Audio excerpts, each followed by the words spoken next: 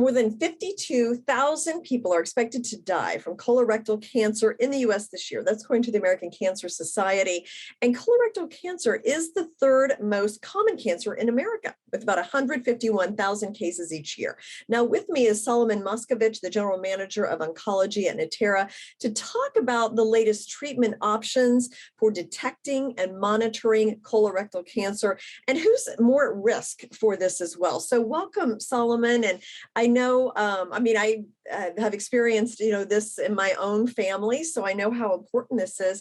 Kind of describe, what is going on with the latest technology with colorectal cancer? Jane, thanks for having me on the show. I've also experienced in my own family, family members who've battled cancer, including gastrointestinal cancers. So March is colorectal cancer awareness month.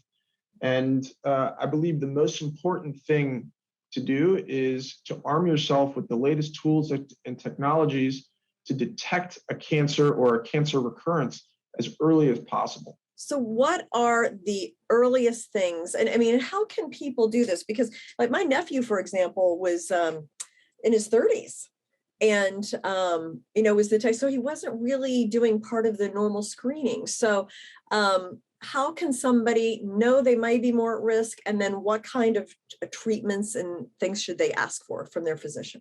So usually about 1 in every 25 people will be diagnosed with colorectal cancer at some point in their lifetimes. And generally it's associated with age, people over 45 or 50.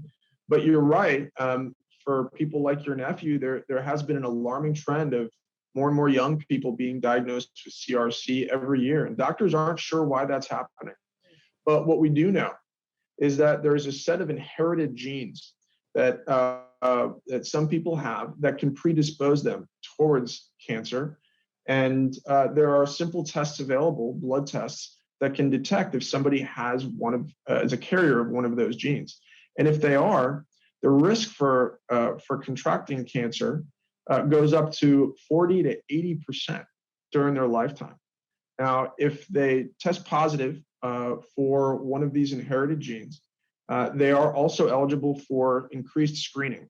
Instead of starting to screen at age 45 or 50, people are recommended and covered for testing as early as in their early to mid 20s. Interesting. So somebody can do those tests early on in their adulthood, then they know if they have the genetic predisposition, and then they can do the screenings earlier. So that's how this works. And I saw that there was something Lynch syndrome. Is that a particular type of colorectal cancer that these blood tests will look for?